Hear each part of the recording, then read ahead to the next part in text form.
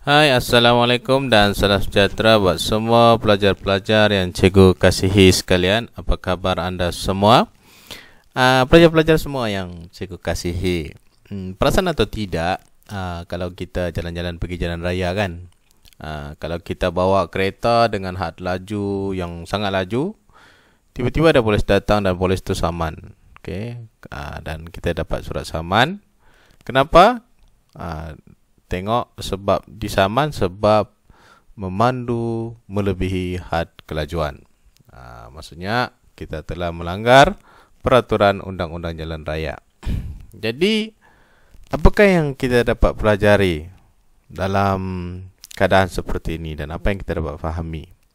Bahawa sesungguhnya kehidupan kita ini penuh dengan peraturan dan juga langkah-langkah keselamatan yang perlu untuk kita ambil.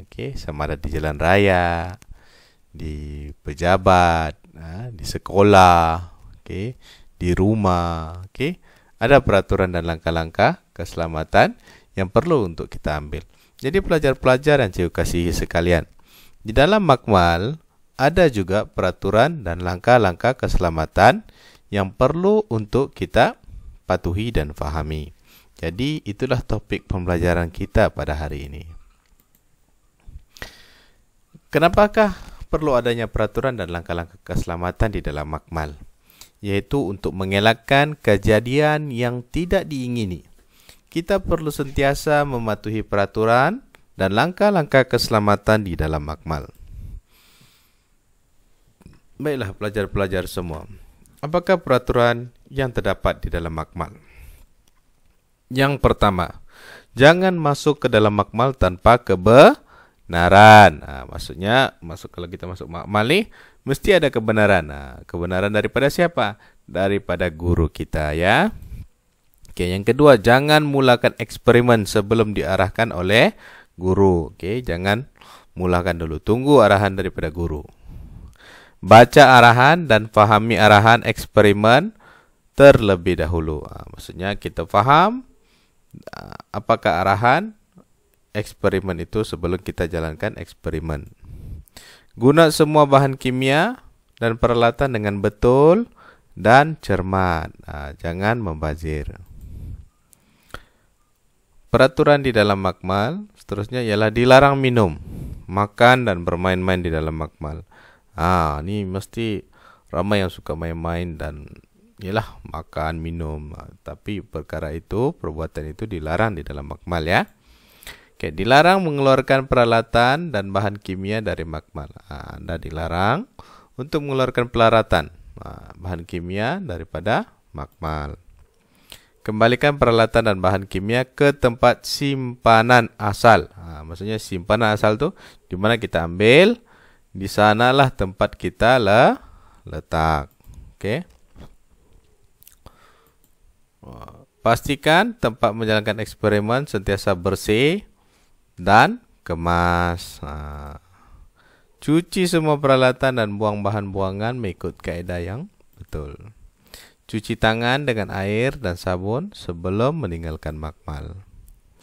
Langkah-langkah keselamatan ketika menggunakan bahan kimia dan radas. Ada 3 jangan. Yang pertama, jangan halakan hujung tabung uji ke arah diri sendiri atau orang lain. Kedua, jauhkan bahan kimia yang mudah terbakar daripada sebarang sumber api. Jangan merasa atau menghidu bau kecuali dibenarkan oleh guru, sebab ada bahan-bahan kimia yang akan merengsah dan boleh memudaratkan kesihatan. Dan gunakan cermin pelindung mata ketika mencampurkan atau memanaskan bahan kimia.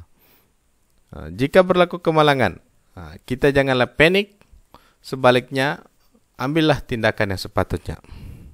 Kita tengok dalam ilustrasi ini. Tengok dia, apa dia cakap? Din, cepat keluar, ada kebakaran. Saya sudah mematikan suis elektrik. Mari kita beritahu kepada cikgu. Kita tengok kejadian sini. Bahan kimia yang tertumpah juga perlu dilaporkan kepada guru. Hati-hati, elakkan bahan kimia terkena tangan. Nombor 3, tengok ni. Ingat ya Farah, jika bahan kimia termasuk ke dalam mulut atau terkena bahagian lain, kita perlu membilas bahagian itu dengan air yang banyak. Ya, kita risau nanti berlaku kecederaan ataupun keracunan. Jadi pelajar-pelajar semua, sampai di sini sahaja untuk langkah-langkah keselamatan dan peraturan yang terdapat di dalam makmal. Cikgu harap semua pelajar-pelajar dapat mematuhi peraturan dan langkah-langkah keselamatan di dalam makmal. Kita jumpa di topik yang seterusnya. Sekian dan terima kasih.